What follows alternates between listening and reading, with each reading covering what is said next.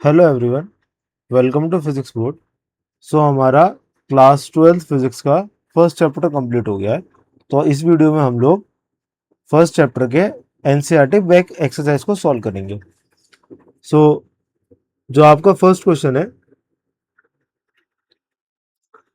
ये देखो सिंपल सा क्वेश्चन है। हमें फोर्स निकालनी है between two small charge spheres जिनका जो चार्जेस दे रखा है वो 2 इंटू 10⁻⁷ और 3 इंटू 10⁻⁷ दे रखा है, और इनके बीच में जो स्पेसिंग है वो है 30 सेंटीमीटर, और ये एयर में प्लेस्ड है।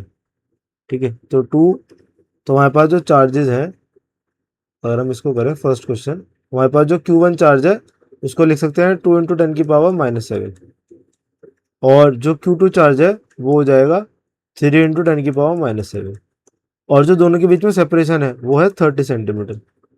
30 सेंटीमीटर को अगर आप मीटर में कन्वर्ट करोगे तो ये हो जाएगा 0.3 मीटर। सो और एयर का केस है ना, सो वी नो फोर्स का मैग्नीट्यूड का फॉर्मूला कितना होता है कूलम्स लॉ के according, Q1 Q2 upon 4 pi epsilon naught R square. So Q1 की जगह रखो 2 इंटू 10⁻⁷, Q2 की जगह 3 इंटू 10⁻⁷, और 1/4 पाई एप्सिलॉन नॉट की वैल्यू होती है 9 इंटू 10⁹ तो 1/4 पाई एप्सिलॉन नॉट की वैल्यू ये आ गई। तो बचा क्या अब आर स्क्वायर हो जाएगा 0.3 का स्क्वायर। सो नाउ इसको सॉल्व कर लेते हैं। सो ऊपर देखो 10 की पावर ये बन जाएगा 2 3 जा 6 इंटू 9 इंटू ये -14 हो गया, -14 प्लस 5 14, तो ये -5 बचा, और नीचे बचा ये 0.09, और ये 9 से ये कैंसिल हो गया, 0.01 ऊपर जाएगा तो ये बन जाएगा 10⁻⁻3। ओके, सो ये फाइनली बना 10⁻⁻3। सो फाइनल आंसर क्या बना, 6 इंटू 10⁻⁻3 न्यूटन। ठीक है, so this is the answer. So now let's see the second question. सो यहाँ पे आपको force on a small sphere of charge इतना due to another small sphere of charge -8, तो एक है 0.4 माइक्रोकूलम और एक है -0.8 माइक्रोकूलम। इनके बीच में फोर्स दे रखी है 0.2 न्यूटन। तो आपको इनके बीच का डिस्टेंस बताना है। ठीक है, और दूसरा बताना है दूसरे की वजह से पहले पे फोर्स कितनी होगी। ठीक है, तो 0.4 है, 0.8 है और 0.2 है।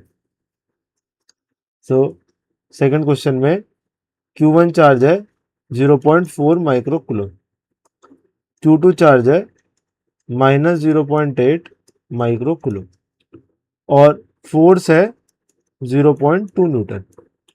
तो हमें आर की वैल्यू निकालनी है कि सेपरेशन कितना होगा फर्स्ट पार्ट में। तो पहले जरा वो सॉल्व करते हैं।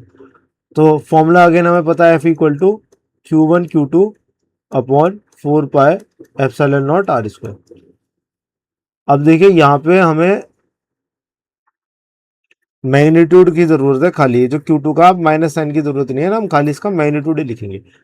ठीक है, तो F हो जाएगा 0.2, या फिर चाहें तो हम यहाँ से R का फॉर्मूला ये बना सकते हैं। भाई यहाँ से हमें R चाहिए ना, तो यहाँ से आर स्क्वायर का फॉर्मूला क्या बनेगा, Q1 Q2 upon 4 pi epsilon naught F।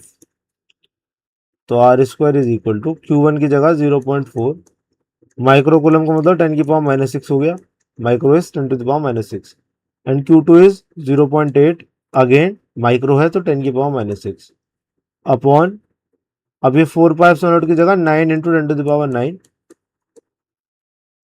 और नीचे लिखनी है फोर्स, तो फोर्स हो जाएगी 0.2।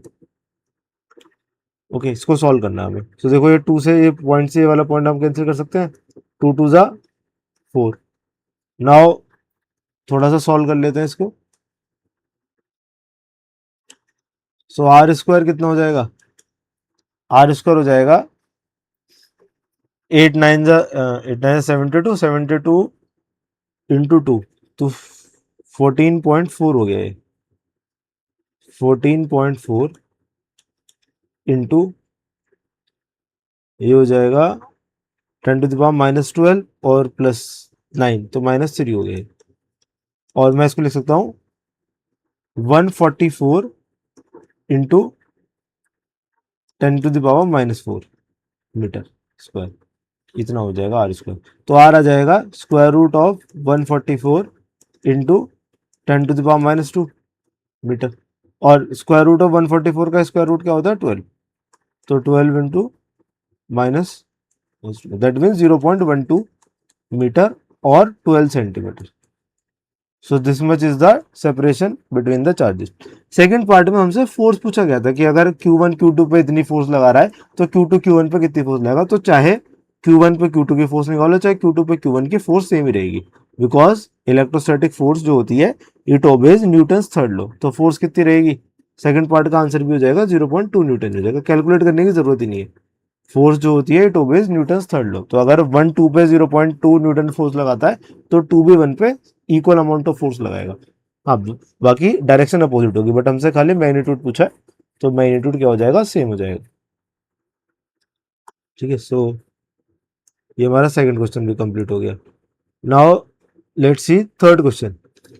सो इसमें आपसे एक आ गया है, इस क्वांटिटी के डायमेंशन प्रूव करना है कि ये डायमेंशनलेस क्वांटिटी है, K E square upon G M E M P. ठीक है, K square upon G M E M P.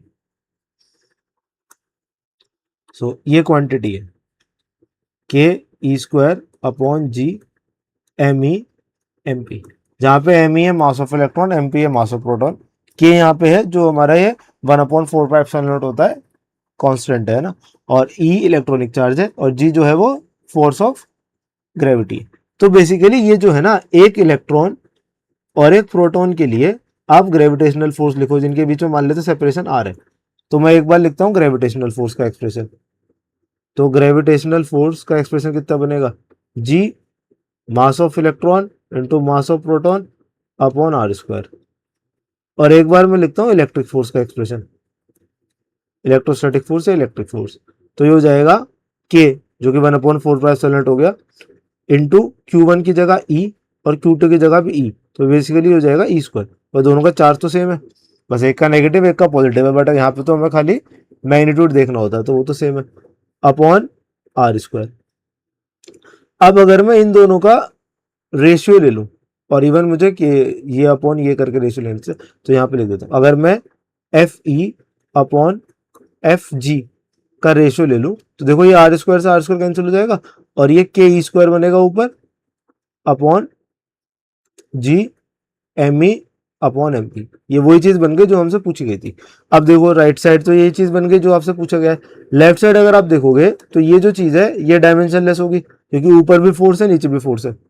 अब अगर ये क्वांटिटी डायमेंशनलेस है, फोर्स का रेशियो तो डायमेंशनलेस होगा ना, दोनों भी फोर्स का ही रेशियो है, तो ये राइट साइड वाली क्वांटिटी भी क्या होगी, डायमेंशनलेस होगी।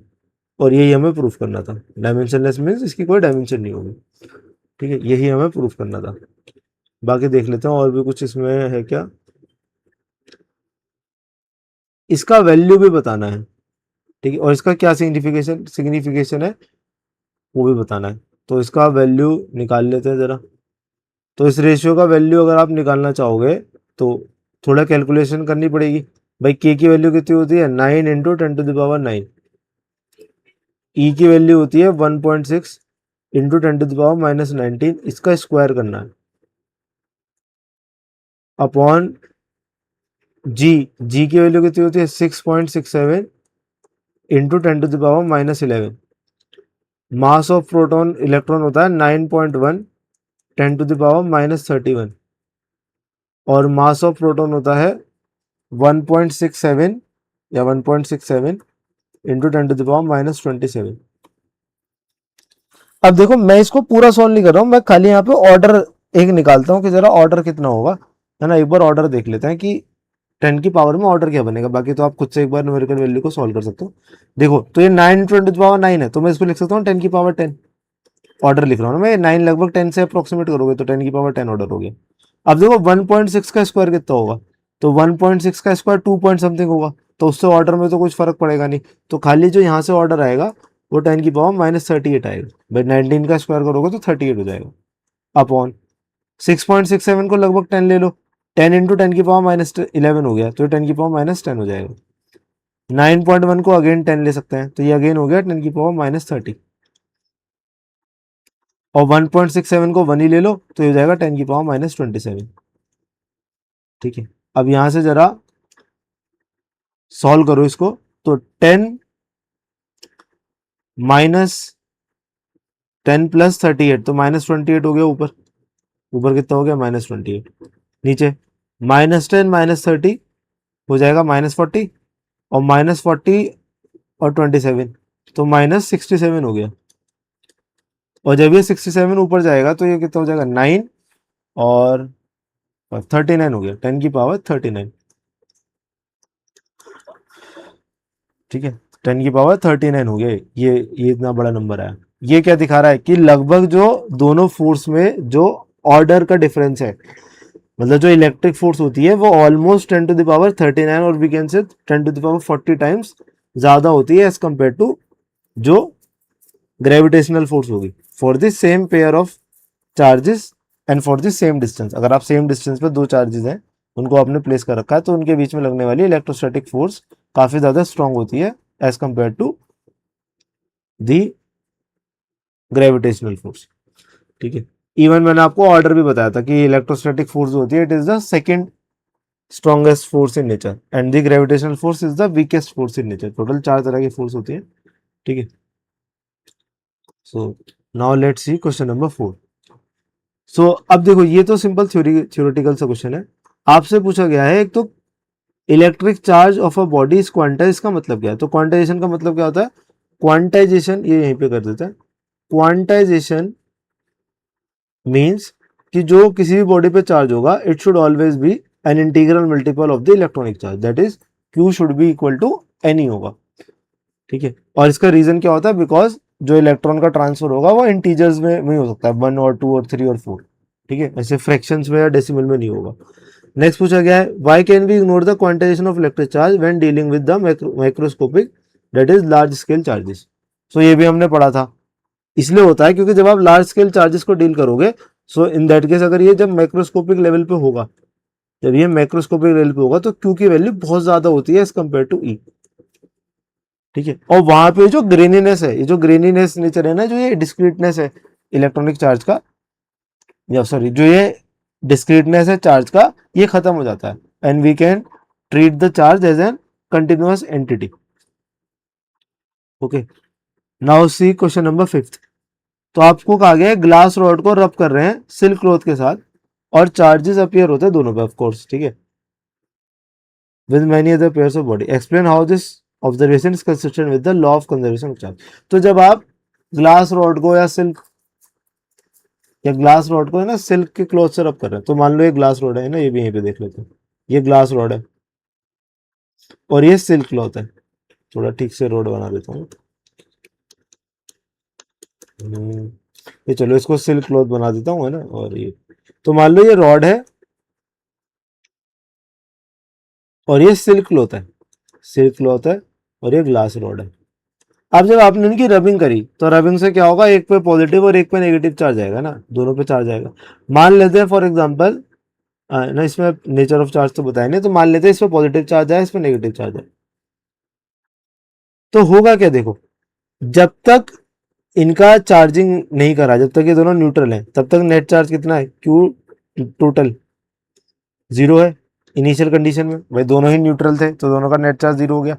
अब जब आपने चार्जिंग करी है तो होगा क्या, अगर मान लो इस पे प्लस क्यू चार्ज आया है तो इस पे माइनस क्यू चार्ज आएगा, तो इवेंचुअली अब भी तो टोटल चार्ज क्या हो जाएगा, प्लस क्यू माइनस क्यू 0 हो जाएगा।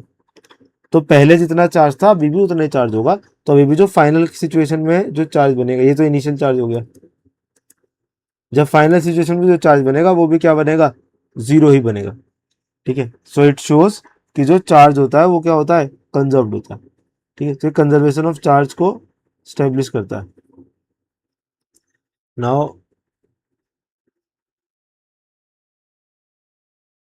Now let's see question number 6।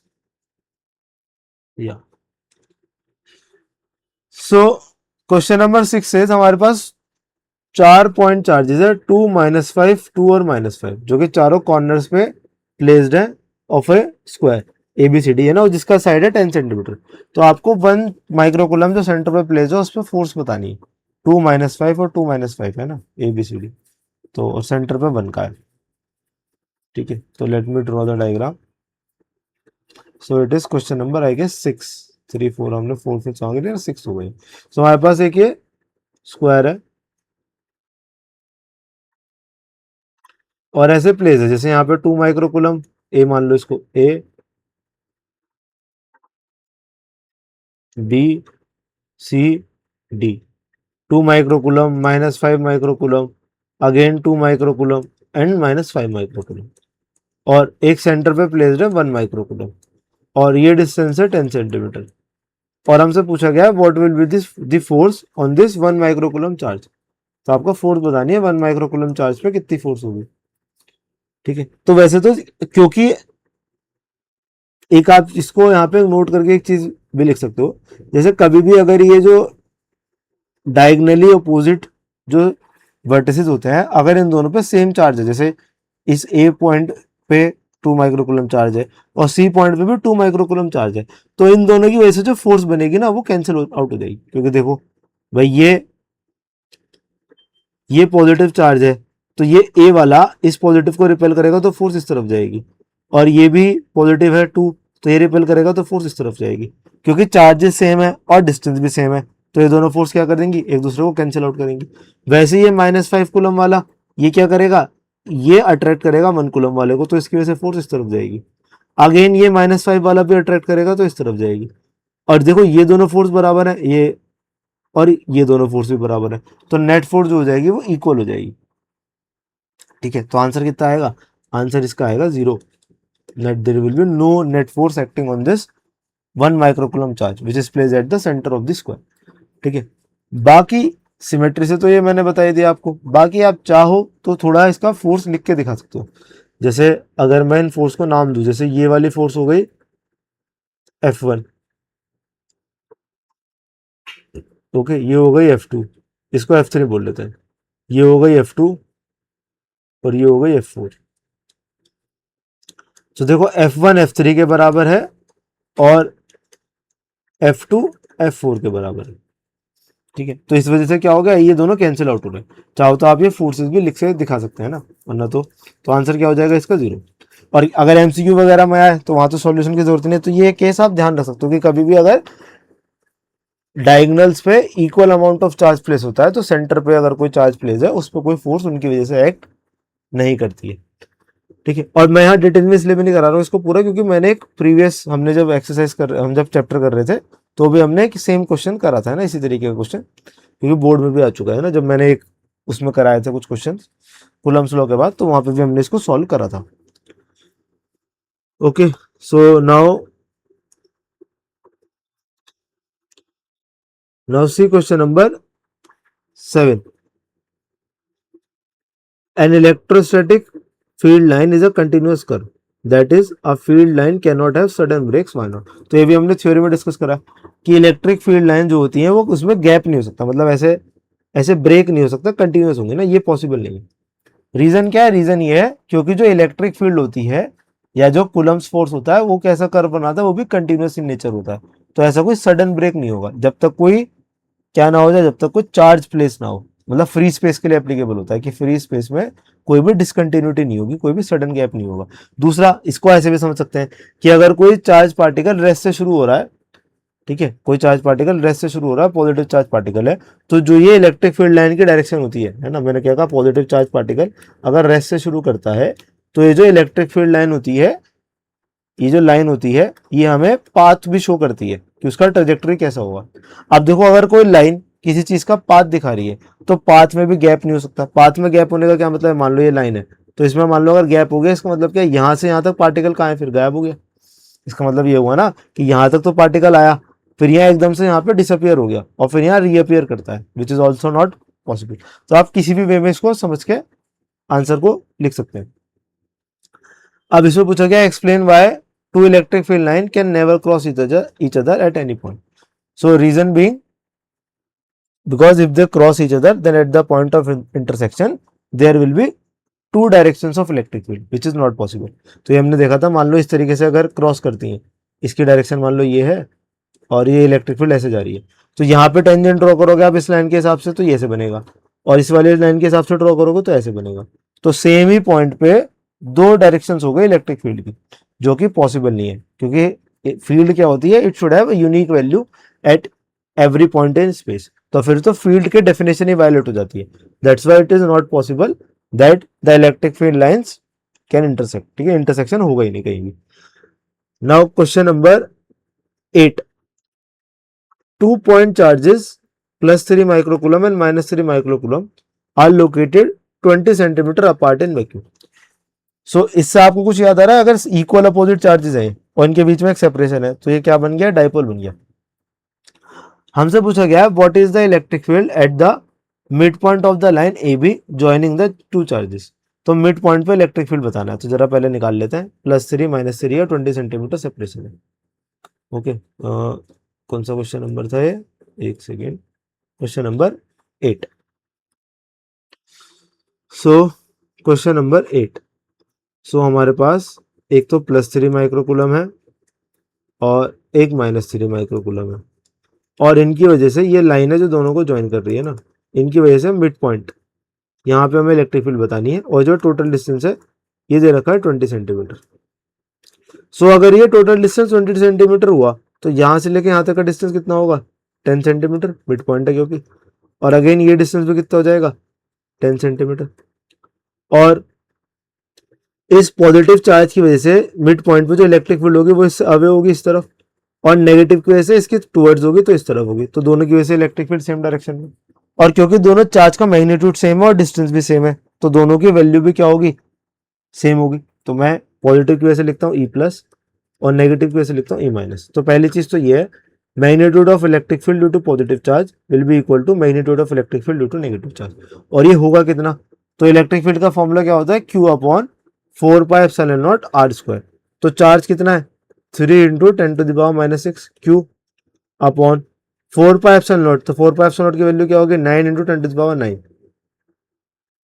यहाँ मैं साइड में फॉर्मूला लिख देता हूँ अगर आपको ध्यान नहीं है। तो इलेक्ट्रिक फील्ड का फॉर्मूला होता है Q अपॉन 4πε0 r²। इसको यूज कर रहे हैं, तो Q की जगह Q की वैल्यू लिख दी है और 4πε0 की जगह उसकी वैल्यू लिख दिया। R की जगह क्या लिखोगे, ये 10 सेंटीमीटर, R यहाँ पे क्या है 10 सेंटीमीटर, और 10 सेंटीमीटर को अगर मैं मीटर में सॉल्व करूंगा, कन्वर्ट करूंगा तो ये हो जाएगा 0.1 मीटर का स्क्वायर।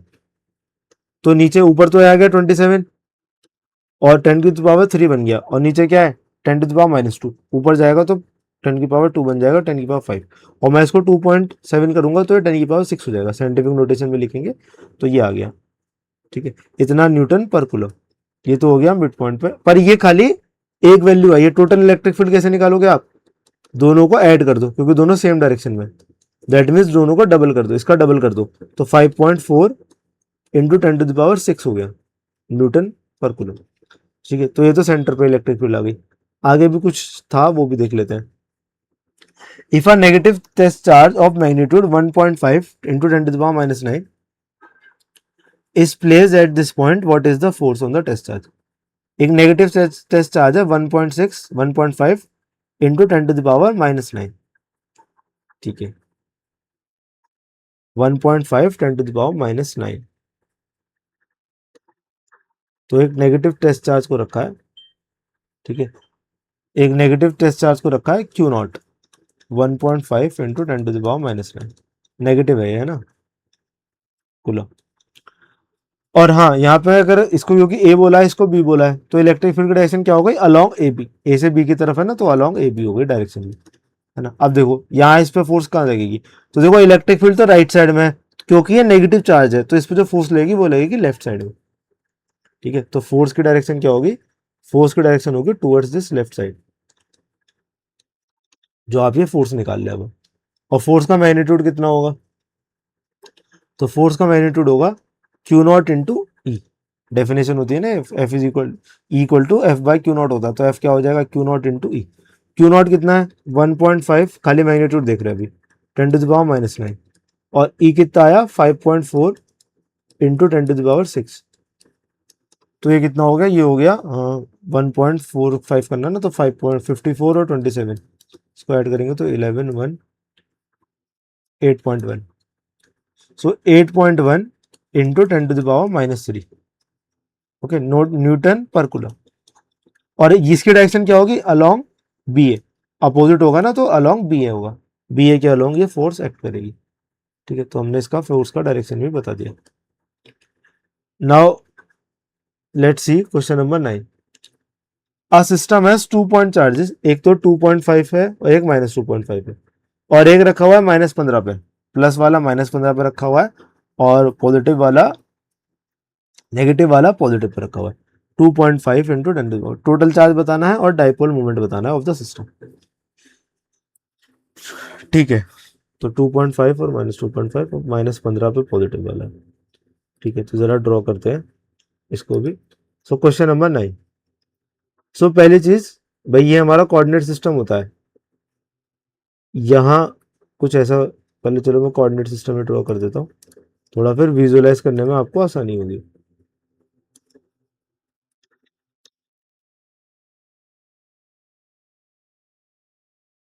ठीक है, ये हो गई वाई एक्सिस और ये हो गई x axis,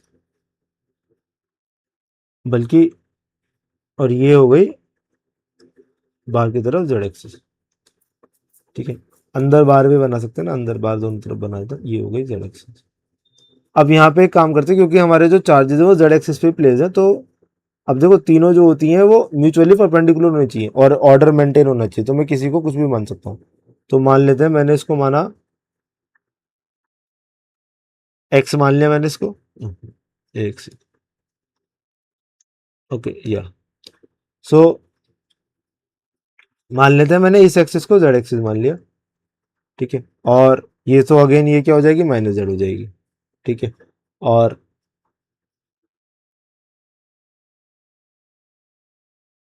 x Y Z. ठीक है, तो मैंने क्या करा, वाई को जेड मान लिया। एक्स वाई जेड होता है ना, मैंने वाई को मान लिया है जेड, तो ये हो जाएगा ये। तो एक्स को मान लिया, यहाँ ये हो गया वाई और ये हो गई एक्स, ये माइनस वाई हो गई और ये माइनस एक्स हो गई। तो ये मेरे ऑर्डर सेम होना चाहिए ना, मतलब जो साइंस ऑफ रोटेशन है वो सेम होना चाहिए, तो मैंने ये मान लिया। अब हमें गिवन है कि 2 पॉइंट है, एक पॉइंट तो यहाँ हो गया और एक पॉइंट है यहाँ, सेम डिस्टेंस पे ना, है ना, क्योंकि एक्स पे 0 है, वाई पे 0 है, खाली जेड पे पॉइंट है। तो जेड पे यहाँ जो नेगेटिव वाला है उसकी वैल्यू तो है 2.5 इंटू 10 की पावर -7 था, -9 था, -7 है। ठीक है, -7, it is 2.5 10 to the power -7। और ऐसे यहाँ पे भी एक चार्ज है -2.5 इंटू 10 to the power -7, और ये डिस्टेंस दे रखा है, ये डिस्टेंस है 15 सेंटीमीटर और ये डिस्टेंस भी है 15 सेंटीमीटर। ओके, सो पहली चीज जो टोटल चार्ज होगा वो तो बताओ कितना हो जाएगा, 0 हो जाएगा भाई। जितना पॉजिटिव चार्ज, ये Q A plus Q B करोगे ना, और दोनों एक क्या है, पॉजिटिव और नेगेटिव है, ये हो गया क्यू ए और ये हो गया क्यू बी, दोनों ही क्या है, इक्वल है और अपोजिट है, तो दोनों का नेट टोटल तो 0 हो जाएगा। दूसरा पूछा गया डायपोल मोमेंट, तो डायपोल मोमेंट का फॉर्मूला क्या होता है, पहले मैग्नीट्यूड निकाल लेते हैं। मैग्नीट्यूड का फॉर्मूला होता है चार्ज इंटू सेपरेशन। ठीक है, तो चार्ज कितना है, चार्ज है 2.5 इंटू 10 to the power -7, और सेपरेशन कितना है भाई, 15 ऊपर है 15 नीचे, तो टोटल ये यहाँ से यहाँ तक का सेपरेशन कितना हो गया, 30 सेंटीमीटर हो गया। और 30 सेंटीमीटर को अगर मैं उसमें करूंगा मीटर में, तो 0.3 मीटर हो गया। और जब मैं इसको मल्टीप्लाई करूंगा तो ये कितना हो जाएगा, ये हो जाएगा 25×3 = 75, तो ये हो जाएगा 0.75 इंटू 10 to the power -7। और in scientific notation we can write it as 7.5 into 10 to the power -8 coulomb metre. ये डायपोल मोमेंट हो गया। और डायरेक्शन क्या है डायपोल मोमेंट की, डायपोल मोमेंट होता है नेगेटिव से पॉजिटिव की तरफ, तो डाउनवर्ड डायरेक्शन में होगा भाई। नेगेटिव चार्ज ऊपर है, पॉजिटिव चार्ज नीचे, डाउनवर्ड डायरेक्शन में होगा। That means along negative Z axis. तो मुझे लिखना हो तो मैं लिखूंगा -7.5 इंटू 10 to the power -8 के कैप, और माइनस के cap minus sign is showing कि ये नेगेटिव जेड एक्सिस के अलोंग है। So this is the dipole moment in the vector form. ठीक है, तो हमने ये सॉल्व कर लिया। Now let's see question number 10।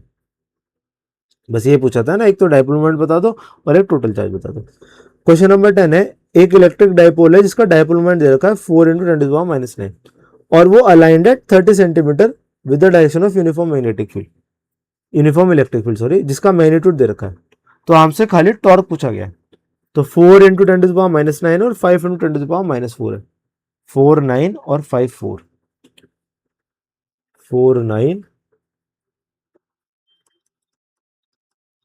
और 5 4, और एंगल था 30 डिग्री। तो ये तो डायपोल मोमेंट था और ये इलेक्ट्रिक फील्ड थी का मैग्नीट्यूड था।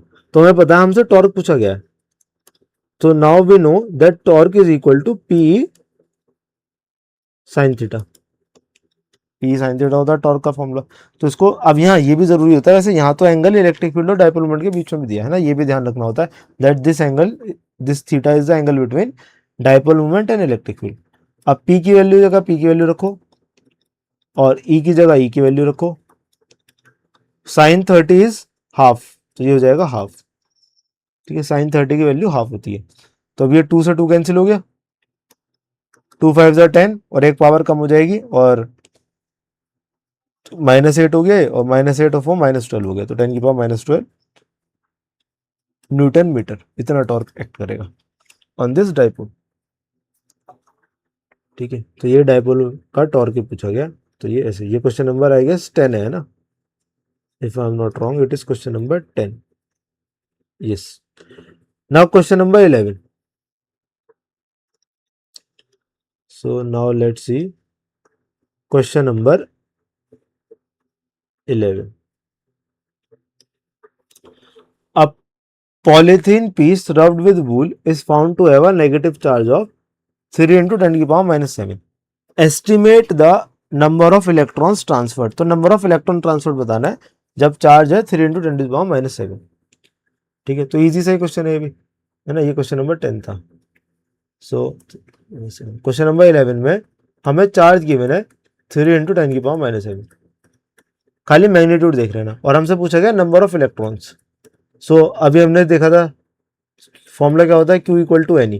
तो यहाँ से एन कितना हो जाएगा, Q by E. Q is given to you as 3 into 10 to the power -7 और इलेक्ट्रॉनिक चार्ज कितना होता है 1.6 इंटू 10 टू द पावर -90। बस इसको सॉल्व करना है and you will get the answer. तो ये हो जाएगा 10 की पावर, तो जब ऊपर जाएगी 19 -7 10 की पावर 12 हो जाएगा। अब इसको सॉल्व कर लो, 3 को डिवाइड कर लो 1.6 से, या फिर 30 को डिवाइड कर लो 16 से, तो 13 16 हो जाए 16 और ये हो जाएगा 140 पॉइंट लगाओगे अब आप। और 160 आई थिंक ये 8 से जाना चाहिए, 8 6 48 4 कैरी 12 है ना। अब फिर ज़्यादा हो जाएगा ना, 1.8 आ गया। सो 1.8 इंटू 10 की पावर 12 हो गया नंबर ऑफ इलेक्ट्रॉन्स जो कि ट्रांसफर हुए।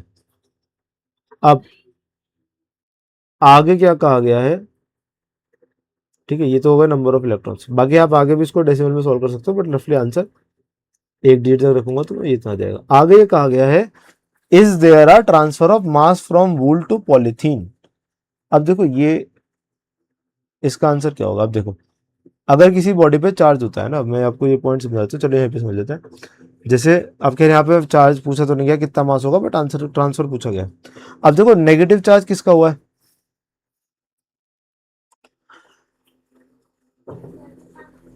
पॉलीथीन पर नेगेटिव चार्ज आया है। इसका मतलब क्या है, वूल से पॉलीथीन पर मास का ट्रांसफर तो हुआ, तो आंसर तो यस हो जाएगा।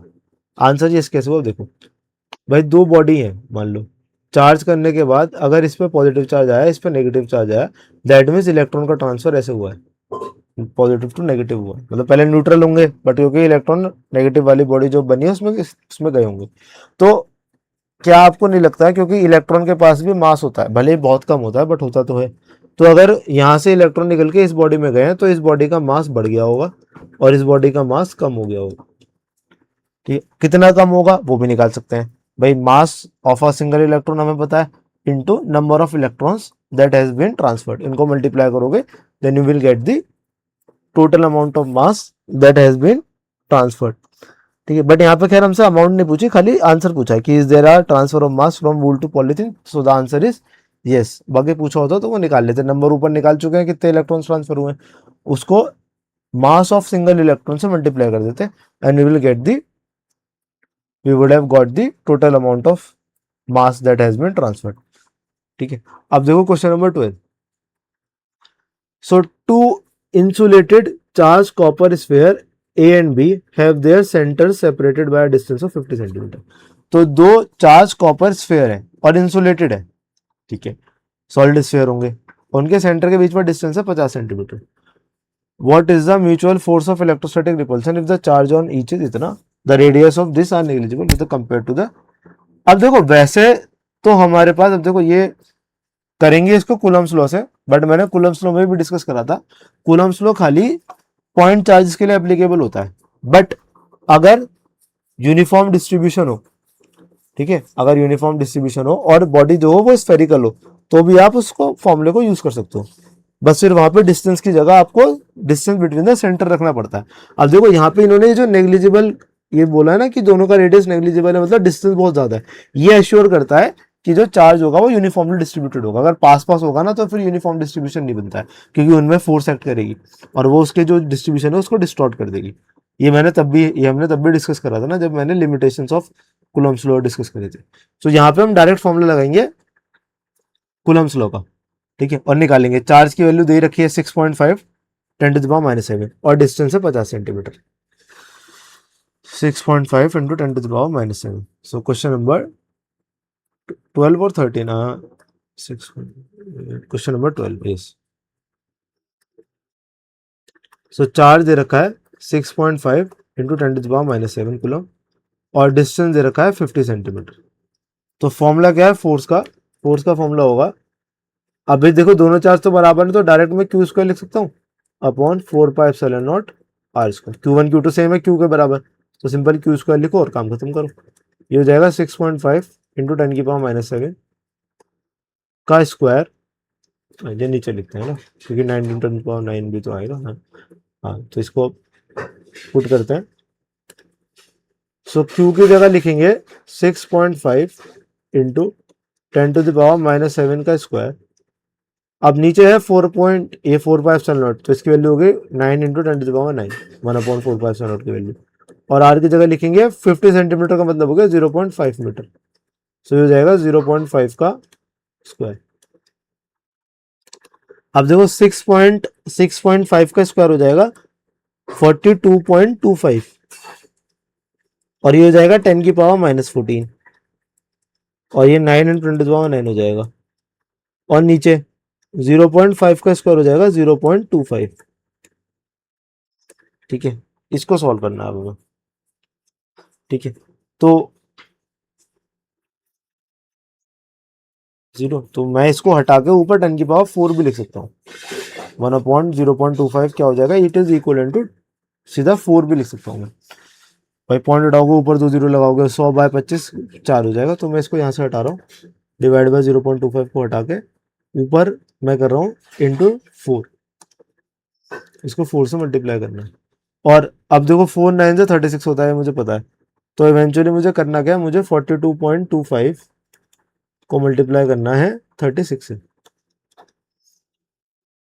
दो पार्ट में भी कर सकते हैं पर डायरेक्ट एक बार ही मल्टीप्लाई कर लेते हैं। सो 6 5 30 3 कैरी, 6 2 12 3 15 1 कैरी, 13 1 कैरी 25। मैं आपको कैलकुलेशन पार्ट भी सिखा रहा हूँ, वरना तो मैं ये डायरेक्ट भी, और 25 3 से 75 और 3 2 6। अब हो सकता है आपको लगे कैलकुलेशन में क्या सिखाना होता है, बट मेन चीज होती है स्पीड। 1 12 1 2 2, ये 2 है ना, हाँ 4 5 दिस इज 1, और 2 डिजिट पहले पॉइंट है तो ये हो जाएगा, ये 2 डिजिट यहाँ पे हो गया, तो 1521 इंटू 10⁻⁻⁵, दैट मीन्स ये हो जाएगा 1.52, तो मैंने कम कर दिया तो इसको और बढ़ा देता है, इंटू 10⁻⁻2 न्यूटन। इतना फोर्स हो गया बिटवीन द चार्जेस। अब देखो आगे भी कुछ कहा गया है क्या।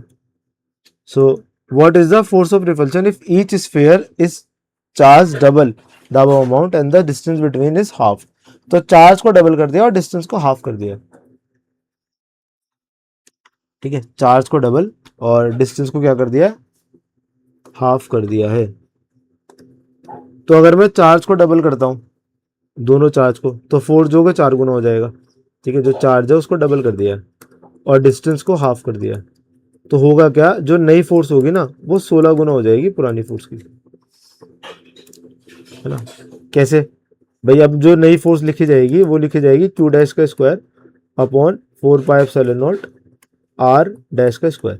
क्यू डैश की जगह लिखोगे 2Q और यहाँ भी r/2 का स्क्वायर, इसका भी स्क्वायर करोगे तो जाएगा 4Q² upon 4 pi epsilon naught R square, और नीचे बाय 4 है तो ऊपर 4 हो जाएगा, तो 4 4 16 और ये पूरा बन गया बाकी F। तो फोर्स जो हो गई वो 16 टाइम्स हो गई, तो जो नई फोर्स हो जाएगी that will be equal to 16 into, पहले का आंसर कितना था 1.52, 1.52 इंटू 10⁻⁻² न्यूटन, ये हो जाएगा। तो इसको मल्टीप्लाई कर दो फिर से, तो 1.52 इंटू 16, 12 एक कैरी 3 9 और 152 2 3 41।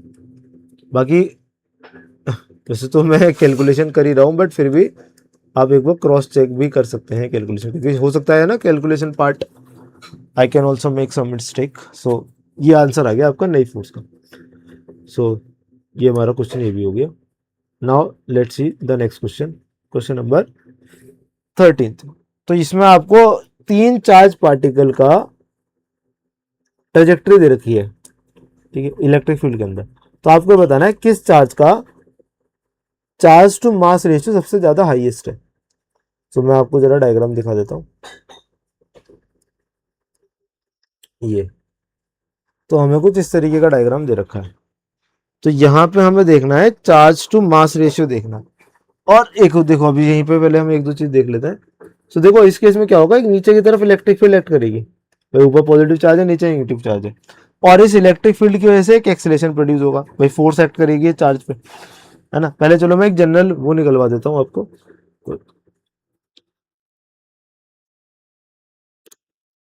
क्वेश्चन नंबर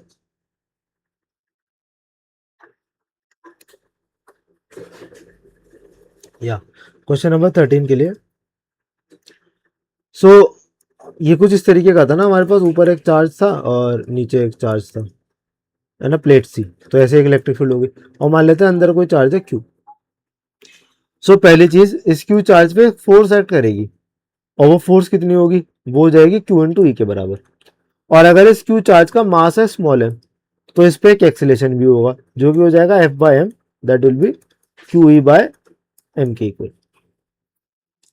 ठीक है, अब अगर इनिशियली ये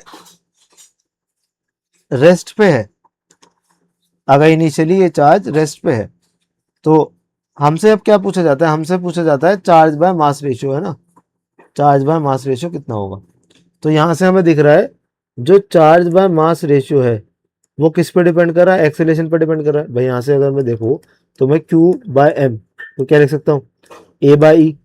ई कांस्टेंट है, इलेक्ट्रिक फील्ड तो सेम है, कांस्टेंट है सभी चार्जेस के लिए, तो खाली किस पे डिपेंड कर रहा है, एक्सेलेरेशन पे डिपेंड कर रहा है। अब डायग्राम को देख के हम एक्सेलेरेशन के को बता सकते हैं कि एक्सेलेरेशन कितना होगा कितना नहीं होगा, नहीं बता सकते। डायग्राम को देखिए एक्सेलेरेशन कैसे बता सकते हैं कि एक्सेलेरेशन कितना होगा और कितना नहीं होगा। बट हमें एक चीज और पता है, अगर इनिशियल वेलोसिटी 0 होती है तो उस केस में अगर हम सेकंड इक्वेशन लगाएं तो s is equal to ut plus half at² होता है। अब अगर ये 0 हो जाए तो s is equal to half at² होता है। इसका मतलब ये है कि अगर u 0 होगा तो जो डिस्प्लेसमेंट होगा वो एक्सीलरेशन के डायरेक्टली प्रोपोर्शनल होगा for a given amount of time. ठीक है, इसका मतलब है जिसका डिस्प्लेसमेंट जितना ज्यादा होगा उसका एक्सीलरेशन भी ज्यादा होगा, और जिसका एक्सीलरेशन ज्यादा होगा उसका चार्ज बाय मास रेशियो भी ज्यादा होगा। तो मुझे बस ये देखना है किसका डिस्प्लेसमेंट ज्यादा है और किसका डिस्प्लेसमेंट कम है। ठीक है, तो मुझे वाई एक्सिस के अबाउट इनका डिस्प्लेसमेंट चेक करना है, ठीक है, कि कौन कितना डिस्प्लेस हो रहा है। तो अब जरा वापस से हमने डायग्राम पे आ जाते हैं। हाँ, तो ये रहा। तो यहां से हमें देख के बताना है कि किसका डिस्प्लेसमेंट ज्यादा होगा। तो देखो ये एक चीज तो है, देखो ये दोनों तो पैरेलली मूव हो रहे हैं, तो इनका तो जो भी एक्सेलरेशन होगा वो सेम ही होगा। देखो ना, दोनों बिल्कुल पैरेलली मूव कर रहे हैं, तो जो भी इसका चार्ज बाय मास रेशियो होगा वो सेम ही होगा। तो ऑफ कोर्स आंसर ये इनमें से तो हाईएस्ट हो नहीं सकता, भाई हाईएस्ट तो कोई एक ही होगा। तो आंसर वैसे भी हम लॉजिकली भी सोचे तो आंसर क्या होना चाहिए, थर्ड वाला होना चाहिए, ये आंसर जो होना चाहिए वो ये होना चाहिए। बाकी अगर आप ध्यान से देखोगे तो इसमें जो डिप है वो ज्यादा है। अगर आप इन दोनों के हिसाब से देखोगे ना, इनमें जो इनका पाथ में जो चेंज है, जो वर्टिकल डायरेक्शन में पाथ में जो चेंज है, वो अगर आप कंपेयर करोगे तो थर्ड वाले में सबसे ज्यादा है। ठीक है, for given amount of time हमें देखना है किसका ज्यादा स्टीप है। मतलब जैसे मैं ऐसे बनाना चाहता हूँ, जैसे मान लो एक मैंने बनाया कुछ इस तरीके से और एक मैंने बनाया कुछ इस तरीके से, तो ज्यादा एक्सेलेरेशन किसका है? ज्यादा एक्सेलेरेशन ऊपर वाले का है, क्योंकि वो जल्दी टर्मिनेट हो गया ना, उसका डिफ्लेक्शन ज्यादा हुआ, ज्यादा जल्दी वो डिफ्लेक्ट कर गया। तो ये कंपेयर करना है हमें, तो ग्राफ को ये फिगर को देखे हमें ये चीज कंपेयर करनी है और आंसर को करना है। तो इसका आंसर क्या हो जाएगा? थर्ड वाला आंसर हो जाएगा। Now question number third 14th, consider a uniform electric field 3 into 10 to the power 3 I cap. What is the flux of the field through a square of 10 centimeter on a side whose plane is parallel to yz plane? What is the flux through the same square? हाँ पहले चलो ये part कर लेते हैं। तो electric field दे रखी है 3 into 10 to the power 3 I cap, और जो शीट है वो रखी हुई है yz प्लेन में। So question number 14, electric field दे रखी है 3 into 10 to the power 3 I cap, कितनी है? यस, और 10 सेंटीमीटर की एक स्क्वायर शीट है वाइजेड प्लेन में।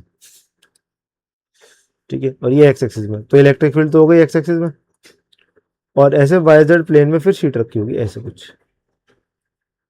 ठीक है, इलेक्ट्रिक फील्ड इस तरफ हो गई और वाइजेड प्लेन में शीट रखी होगी। इसका मतलब जो एंगल बना इसके एरिया वेक्टर और इलेक्ट्रिक फील्ड के बीच में, वो एंगल कितना बना? 0 डिग्री।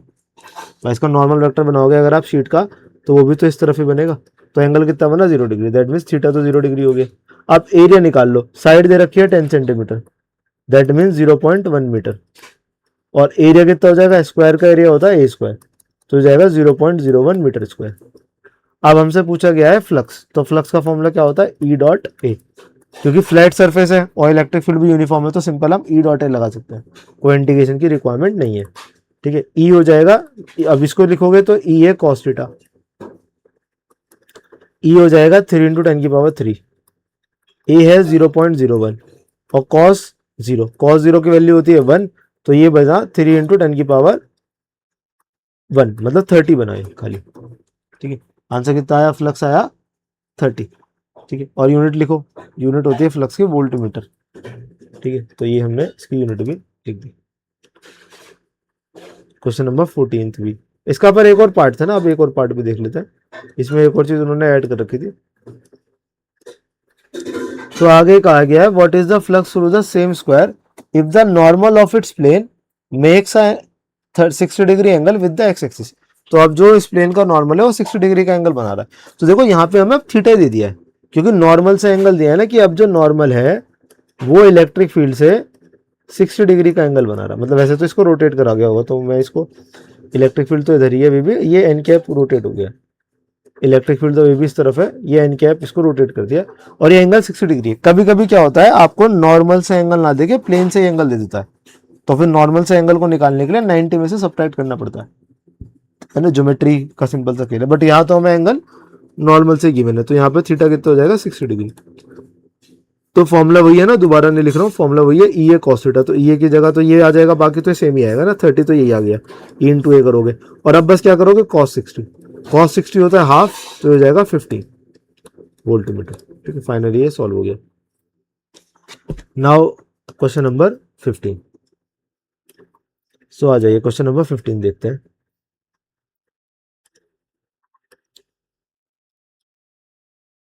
यस, तो question number 15, what is the net flux of the uniform electric field of exercise 1.14 through a cube of side 20 centimeter oriented so that its faces are parallel to the coordinates plane। अब ये कहा गया अगर ये एक square ना होके cube से पास हो रही होती इलेक्ट्रिक फील्ड, तो टोटल फ्लक्स इतना होता। अब इसका आंसर मैं बिना कुछ सॉल्व करे भी बता सकता हूँ, इसका आंसर सीधा 0 होगा। क्यों? क्योंकि देखो ध्यान से सोचो, जैसे मान लो ये मेरे पास एक क्यूब है ना, 3D सरफेस है।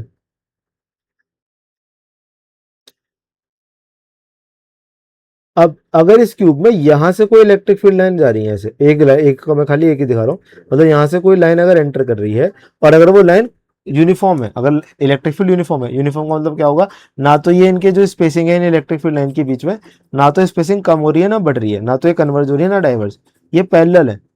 तो जितने number of electric field line, मान लो ऐसे मैं दो दो तीन बना देता हूँ, जैसे ये मान लो तीन एंटर करी है तो तीन बाहर भी तो निकल जाएंगी, और जितनी एंटर करी है अगर उतनी बाहर निकल गई तो इसका कंट्रीब्यूशन कितना हो जाएगा फ्लक्स में, 0। ठीक है, तो इसका आंसर कितना हो जाएगा, इसका आंसर 0 हो जाएगा। बाकी करने को हम सॉल्व भी कर सकते हैं। ठीक है, सॉल्व करेंगे तो कैसे करेंगे भाई, क्यूब में 6 फेस होती हैं। ठीक है, अगर सॉल्व करना हो, वैसे आंसर तो इसका क्या होगा, आंसर इसका होगा 0। ठीक है, बाकी अगर सॉल्व करने का मन है तो सॉल्व भी करा देता हूँ। सो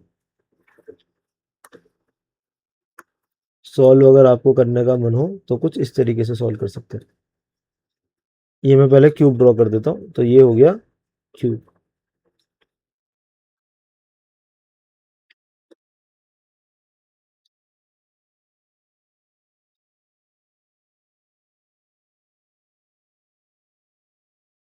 ठीक है, तो ये कुछ इस तरीके से हो गया क्यूब।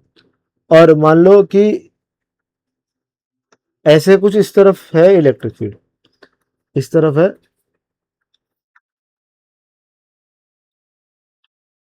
इस तरफ है इलेक्ट्रिक फील्ड। सो अब देखो जो ये वाला सरफेस है, जो पूरा ड्रॉ कर देता हूँ,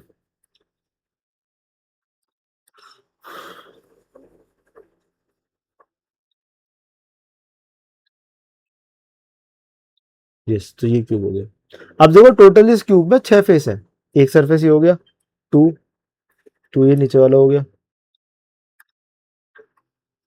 ठीक है, एक सरफेस ही ऊपर वाला हो गया, एक ये इस तरफ हो गया, एक पीछे हो गया और एक आगे हो गया। टोटल 6 सरफेस है। अब अगर मैं हर एक सरफेस से मुझे टोटल फ्लक्स निकालना है, इसका मतलब है मुझे हर एक सरफेस से फ्लक्स निकालना पड़ेगा। ठीक है, तो टोटल फ्लक्स कितना होगा। अब अगर मैं ध्यान से देखूं तो इलेक्ट्रिक फील्ड लाइन ऐसे लेफ्ट टू राइट जा रही है ना, ये डायरेक्शन है इलेक्ट्रिक फील्ड की, ये ऐसे लेफ्ट टू राइट।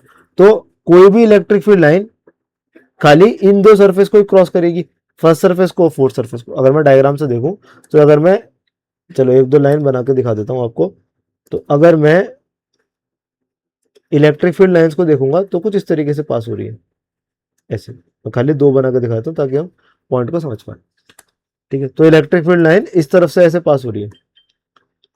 तो देखो आप, तो बहुत तरीके हैं। अगर मैथमेटिकली देखोगे तो जब अगर चाहे मैं थर्ड, सेकंड और फिफ्थ और सिक्स की बात करूं, तो जो इनका नॉर्मल वेक्टर बनेगा और जो इलेक्ट्रिक फील्ड होगा, इसके बीच में एंगल हमेशा 90 डिग्री बनेगा। देखो जैसे एक बना के दिखाता हूँ, थर्ड वाले का नॉर्मल वेक्टर ऊपर की तरफ बनेगा, आउटवर्ड बनेगा नॉर्मल, तो ऐसे क्योंकि क्लोज सरफेस है तो ऊपर की तरफ बनेगा। ऐसे सेकंड वाले का नीचे बनेगा, सिक्स वाले का बाहर की तरफ आएगा, फिफ्थ वाले का अंदर की तरफ जाएगा। ठीक है, तो चारों केस में जो एंगल है, सबके केस में क्या है, 90 डिग्री है, थीटा जो है 90 डिग्री है, तो चारों का कॉन्ट्रीब्यूशन 0 हो जाएगा। बचेगा खाली फर्स्ट और फोर्थ का। तो जो टोटल फ्लक्स है वो खाली बचेगा flux due to first surface plus flux due to fourth surface. और फर्स्ट सरफेस में जो नॉर्मल वेक्टर बनेगा वो इस तरफ बनेगा, और फोर्थ का नॉर्मल वेक्टर इस तरफ बनेगा। तो जब मैं फर्स्ट सरफेस के लिए लिखूंगा तो मान लेते हैं इसका स्क्वायर का एरिया है ए और इलेक्ट्रिक फील्ड है ई, तो मैं लिखूंगा ई ए कॉस पाई, क्योंकि इलेक्ट्रिक फील्ड और एरिया वेक्टर के बीच में एंगल है 180 डिग्री। और जब मैं 4 के लिए लिखूंगा तो लिखूंगा ई ए कॉस 0। अब हमें पता है कॉस पाई होता है -1, तो ये हो जाएगा माइनस ई ए, और कॉस 0 होता है 1, तो ये हो जाएगा ई ए। फाइनली आंसर क्या आ गया, 0। मैथमेटिकली करना होगा तो ऐसे करेंगे, बाकी लॉजिकली सोच के करेंगे तो आंसर हम 0, मैंने आपको बताया 0 0 ही होगा, और ऐसे भी सॉल्व करोगे तो 0 ही आएगा। तो ये हो गया। Now question number 16, carefully measurement of the electric field at the surface of a black box indicates that the net outward flux through the surface is इतना। What is the net charge inside the box? तो अब आपको flux दे दिया है 8 into 10⁻3। ठीक है, सो question number 16 में आपको, ये 15 हो गया ना, 15 का डिस्कशन हो गया ना। क्वेश्चन नंबर 16 में आपको फ्लक्स दे दिया है 8 into 10⁻3। तो आपसे चार्ज पूछा गया है, तो सीधा गॉस लॉ लगाओ, तो चार्ज कितना हो जाएगा, एप्सिलॉन नॉट इंटू 5। भाई 5 का फॉर्मूला क्या था, Q/एप्सिलॉन नॉट, तो चार्ज का फॉर्मूला क्या हो जाएगा, epsilon not into 5। Epsilon naught की वैल्यू होती है 8.85 इंटू 10⁻⁻12 और ये फाइव है 8 इंटू 10⁻3। तो इसको सॉल्व कर लो, 4 कैरी और 68 6 कैरी 70.80 इंटू 10⁻⁻9 कूलम, इतना हो गया चार्ज इसके अंदर। ठीक है, अब आगे क्या कहा गया है, ये तो एक पार्ट है।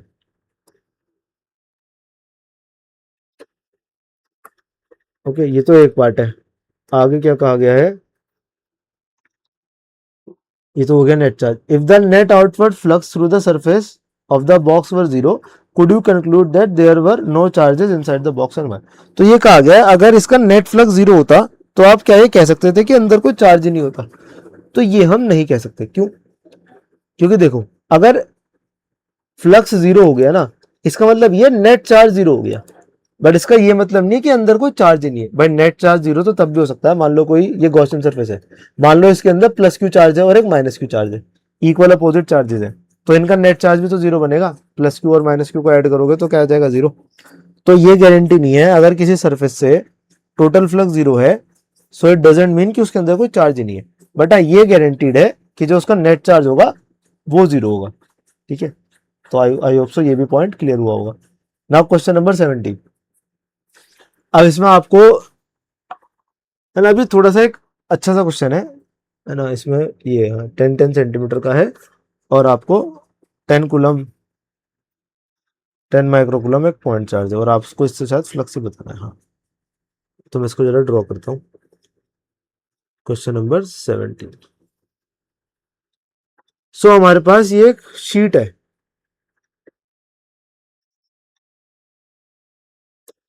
और यहाँ पे एक पॉइंट चार्ज है इस शीट से ऊपर जो कि 10 माइक्रो का है, और इस शीट का जो साइड है, स्क्वायर शीट है ना, ये 10 सेंटीमीटर है, और ये जो पॉइंट है इस शीट से ये 5 सेंटीमीटर की दूरी पर है। ठीक है, और बिल्कुल सेंटर पे ही बिल्कुल लाई करता है, मतलब इस शीट के बिल्कुल जो सेंटर होगा उसके ठीक ऊपर है ना, परपेंडिकुलर बाइसेक्टर, मतलब सॉरी नॉर्मल में अगर ड्रॉ करूंगा बिल्कुल मिड पॉइंट पे, तो उस नॉर्मल के पे ही ये लाई करेगा जो ये पॉइंट चार्ज रखा हूं। तो हमसे पूछा गया है इस चार्ज की वजह से इस शीट से कितना फ्लक्स पास होगा। अब देखो ये क्वेश्चन वैसे अगर आप सॉल्व करोगे तो काफी अच्छा क्वेश्चन है। क्यों भाई, एक तो इलेक्ट्रिक फील्ड यूनिफॉर्म नहीं है, तो डायरेक्ट आप ई डॉट ए करके नहीं लगा सकते। भाई पॉइंट चार्ज से इलेक्ट्रिक फील्ड ऐसे बाहर की तरफ जाएगी ना, तो पूरे सरफेस के लिए इलेक्ट्रिक फील्ड यूनिफॉर्म तो है नहीं, तो आप सीधा ई डॉट ए करके तो नहीं लगा सकते, तो फिर क्या लगाना पड़ेगा, फिर इंटीग्रेशन। और ना तो इलेक्ट्रिक फील्ड यूनिफॉर्म है कि पूरी प्लेट के लिए यूनिफॉर्म है कि इंटीग्रेशन से बाहर आके सॉल्व हो जाएगा। भाई यूनिफॉर्म होता तो हो ही जाता, फिर तो ई डॉट ए करके हो जाता। तो ऐसे में देखो, अगर इसमें कुछ खास बात ना होती तो फिर इसको सरफेस इंटीग्रल से सॉल्व करना होता, और वो आपके स्कोप से बाहर की बात है। अभी मैंने आपको सरफेस, या हमारे सिलेबस में सरफेस इंटीग्रल वाला पार्ट है ही नहीं। ठीक है, ई डॉट डी एस को सॉल्व करना पड़ता, ठीक है, नॉर्मल इंटीग्रेशन से, सरफेस इंटीग्रेशन जो भी होता है। बट क्योंकि इसमें खास बात है और वो ये है कि ये जो डिस्टेंस है ना, ये बिल्कुल इसका हाफ है, 10 सेंटीमीटर का हाफ है 5 सेंटीमीटर। तो इससे क्या फायदा होगा, इससे फायदा होगा, इसको आप ऐसे अज्यूम करो कि अगर ये पूरा क्यूब होता,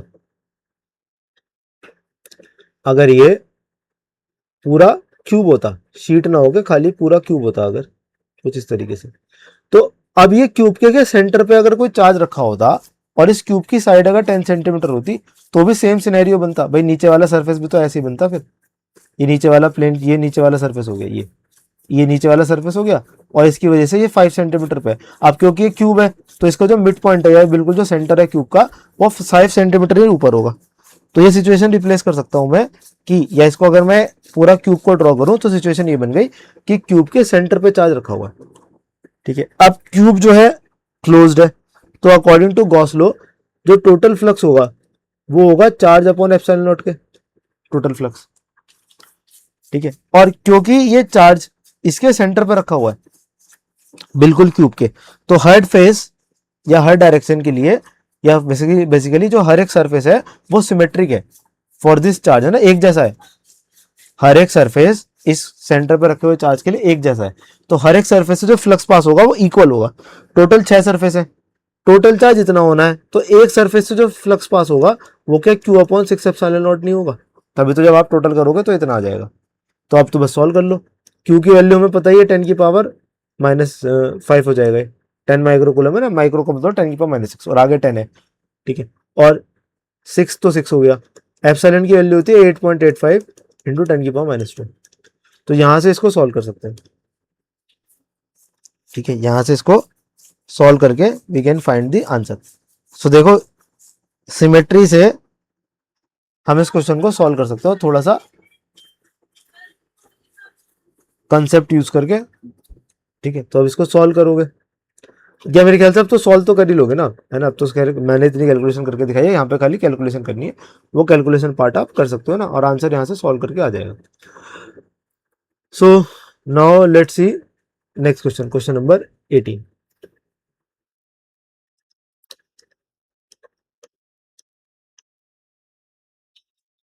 अब यहाँ पे डायरेक्ट ही पूछ लिया गया है कि एक क्यूब के सेंटर पे एक चार्ज रखा हुआ है जो कि 9 सेंटीमीटर 2 माइक्रोकूलम का चार्ज है, तो बताना एक सरफेस से कितना वो बनेगा। तो डायरेक्ट वही फॉर्मूला लगाना जो अभी हमने देखा, और आपके पास चार्ज कितना है 2 माइक्रोकूलम, तो खाली चार्ज की जरूरत पड़ती है, तो लगा दो।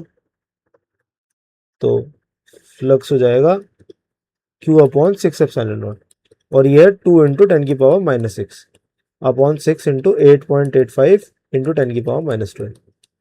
ये खत्म होगा 1/3, और इसको डिवाइड करोगे 10⁻⁶, 3 5 से 15, 1 कैरी, 24 25 2 कैरी, और 26, और मैं इसको अगर करूंगा तो 2.655, और ऊपर हो गया ये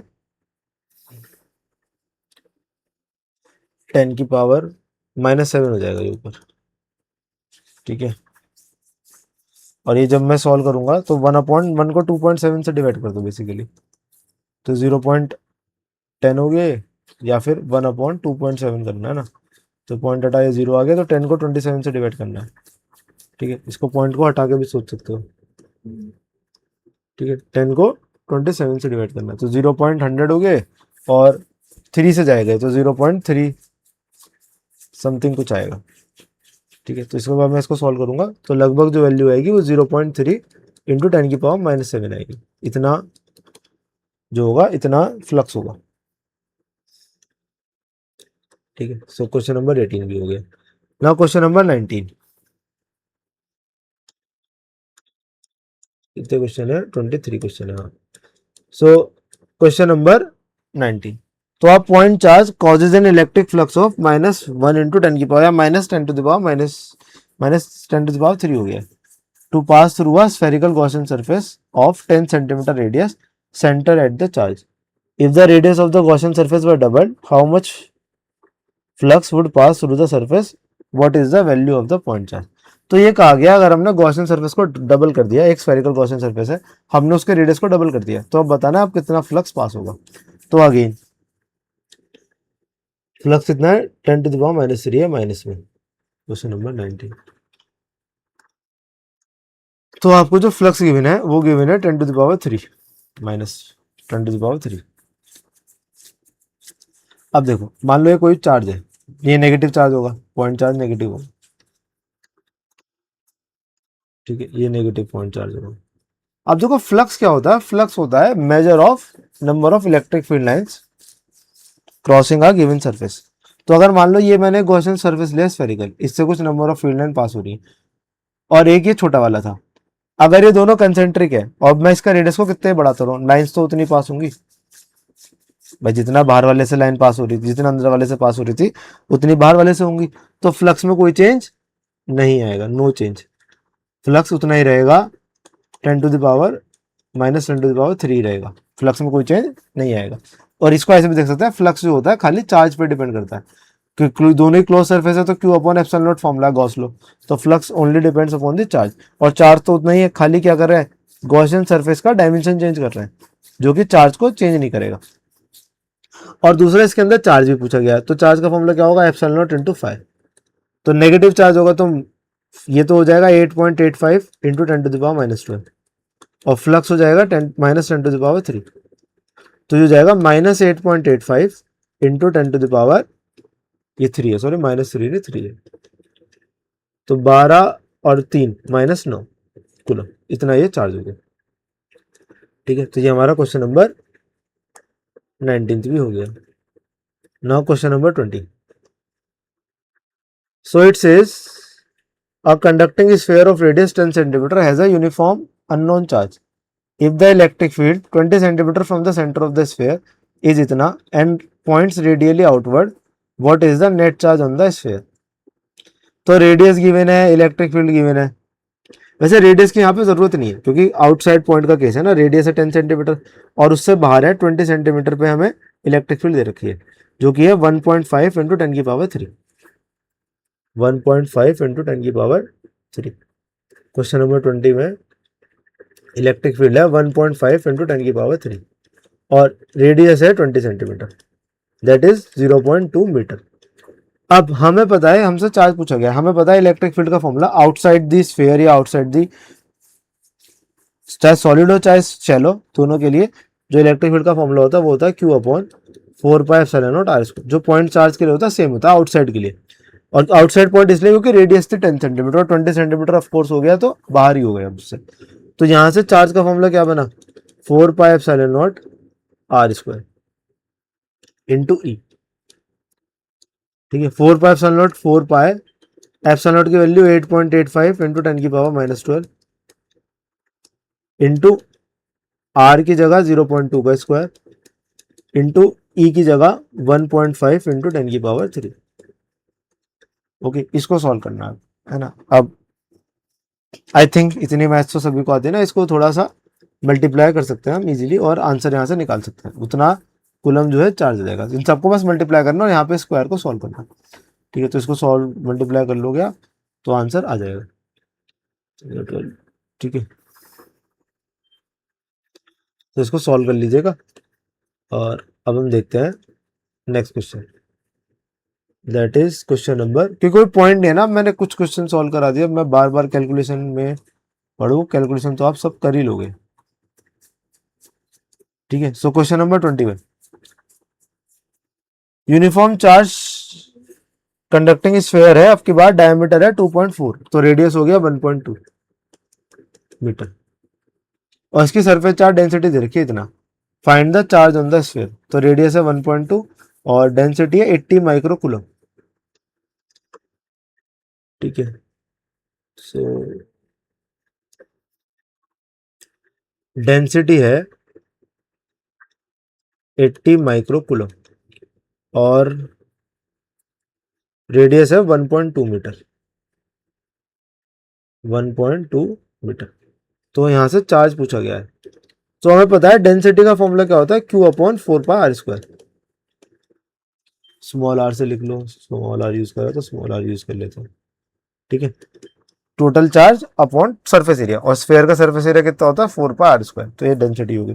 तो यहाँ से Q का फॉर्मूला कितना बना, Q का फॉर्मूला बना 4πr² इंटू सिग्मा। ठीक है, so Q is equal to 4 into pi, R की जगह 1.2 का स्क्वायर और सिग्मा की जगह 80 माइक्रो कूलम, माइक्रो का मतलब 10 की पावर -6 हो गई। अब इसको अगर सॉल्व करोगे तो 4 इंटू 3.14, 1.2 का स्क्वायर हो जाएगा 1.44, 80 इंटू 10 की पावर -6। इसको सॉल्व करना। ठीक है, तो सॉल्व कर लेते हैं।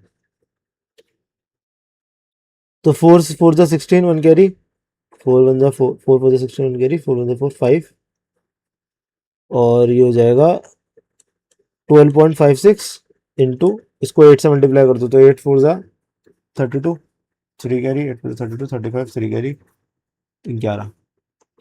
ठीक है, और ये हो जाएगा 115.2 इंटू 10 की पावर -6। तो हमें 115.2 को मल्टीप्लाई करना है 12.56 से, 3 9 6 10 1 26 2 7 5। मैं वही चीज़ कह रहा था ना, अब देखो मेरे लिए तो ये यूजलेस है अब ये करना, बट और आपके लिए भी, क्योंकि आप अभी है ना, मैं ऐसे कैलकुलेशन करके दिखा रहा हूँ, ये तो आपको करनी आती है ना, बट स्टिल चलो कोई नहीं, मैं कर देता हूँ।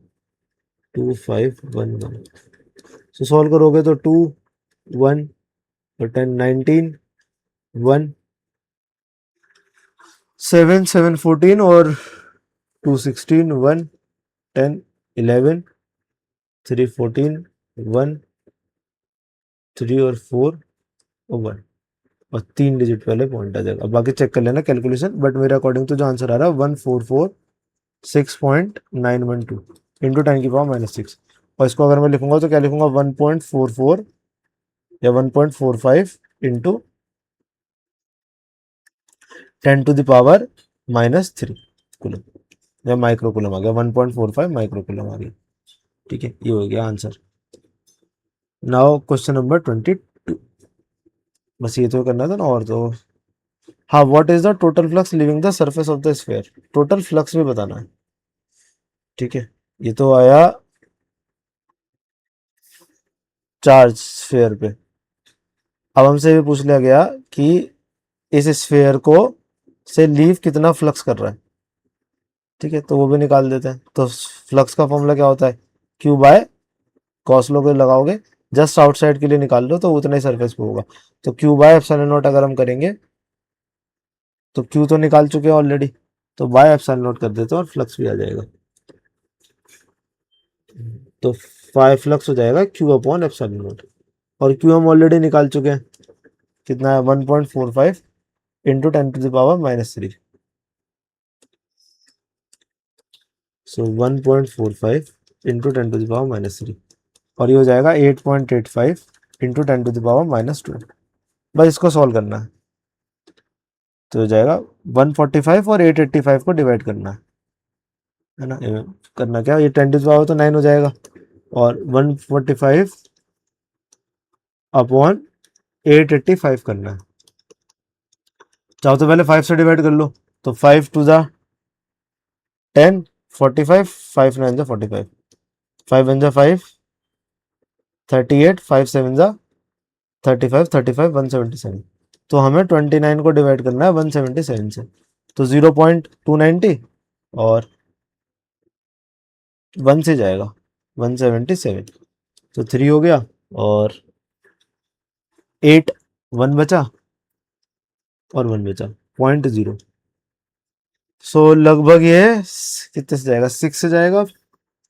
177 6 7 जा 42 4 कैरी 42 प्लस 4 46 4 कैरी 10, हाँ 6 ही जाएगा लगभग, तो 0.16 हो जाएगा।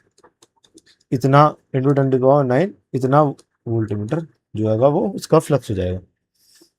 ठीक है, now let's see the next question. So question number 22, एक इनफाइनाइट लाइन चार्ज है जिसकी इलेक्ट्रिक फील्ड दे रखी है 9 इंटू 10⁻⁴ 2 सेंटीमीटर पे, तो हमसे डेंसिटी पूछी गई है। तो आर हो गया 2 सेंटीमीटर और 9 इंटू 10⁻⁴ हो गया इलेक्ट्रिक फील्ड 22। तो इलेक्ट्रिक फील्ड हो गया 9 इंटू 10⁻⁴ और डिस्टेंस हो गया 2 सेंटीमीटर। तो लैम्डा बताना है। तो फॉर्मूला क्या होता है, फॉर्मूला होता है electric field is equal to lambda upon 2 pi epsilon naught R.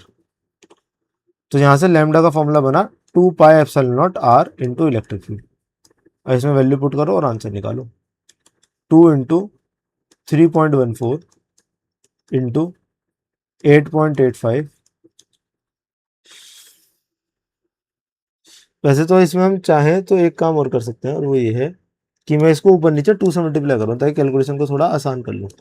तो वो मैं करूँगा तो ये बन जाएगा 4 pi epsilon naught R E by 2, और 1/4 पाई एप्सिलॉन नॉट की वैल्यू होती है 9 इंटू 10⁻⁹। तो 4 पाई एप्सिलॉन नॉट की वैल्यू हो जाएगी 1/9 into 10⁻⁹ into 2 as it is हो गया, और आर की जगह लिखोगे 2 सेंटीमीटर का मतलब हो गया 0.02, और ई की जगह लिखेंगे 9 इंटू 10⁻⁴। देखो 9 से 9 कैंसिल हो गया, और ये 2 से ये 0.01 हो गया। ठीक है, और ये ऊपर चला जाएगा तो ये हो जाएगा -5 और -2, तो हो जाएगा -7 कूलम पर मीटर। ठीक है, ये आ गया charge density. Yes, now the last question, question number 23। तो दो लार्ज थिन मेटल प्लेट्स हैं जो कि पैरेलल हैं और एक दूसरे के क्लोज रखी हुई हैं। उनके जो सरफेस चार्ज डेंसिटी है वो 17 इंटू 10⁻⁻22 है। तो आपको आउटर रीजन पे और मतलब तीनों केस में आपको इलेक्ट्रिक फील्ड बतानी है, दोनों पे अपोजिट के वो है। 17 इंटू 10⁻⁻22 ये है 17 इंटू 10⁻⁻22 न्यूटन पर मीटर स्क्वायर। क्वेश्चन 23। तो ये वो केस हो गया ना, दो प्लेट्स हैं और इसकी सिग्मा हो गई, इसकी माइनस सिग्मा हो गई, तो तीन रीजन होते हैं 1 2 3। इस रीजन पे इलेक्ट्रिक फील्ड जीरो हम देख चुके हैं, इस पे भी जीरो, और इस पे कितनी होती है सिग्मा अपॉन एप्सिलॉन नॉट। तो ये दोनों तो जीरो हो गया, जो खाली सेकंड मिडिल वाले रीजन बचा उस पर निकाल लेते हैं सिग्मा अपॉन एप्सिलॉन नॉट। ये तो E1 भी जीरो हो गया, E3 भी जीरो हो गया, खाली E2 निकलेगा। सिग्मा की वैल्यू हो गई 17 इंटू 10⁻⁻22 और एप्सिलॉन नॉट की वैल्यू होती है 8.85 इंटू 10⁻⁻12। तो ये हो गया -22 + 12 तो -10 हो गया, और 17 अपॉन 8.85 तो लगभग ये 2 के ही अप्रोक्सीमेट हो गया है ना, लगभग। एग्जैक्ट मैं नहीं कह रहा 2 होगा, 2 से थोड़ा आई गेस कम होगा, ठीक है, बट लगभग कितना हो गया 2 इंटू 10⁻⁻10 इतना न्यूटन पर कूलम ये हो गई electric field. So we are done with the questions. So that's all for this video. Rest बाकी हम जो लास्ट 3 इयर्स के बोर्ड क्वेश्चन है उसके लिए एक और वीडियो जल्दी लेकर आएंगे। और अगर किसी को कोई डाउट है इस सॉल्यूशंस में, सो आप उसको कमेंट सेक्शन में छोड़ सकते हैं। I will respond as soon as possible. Thank you so much.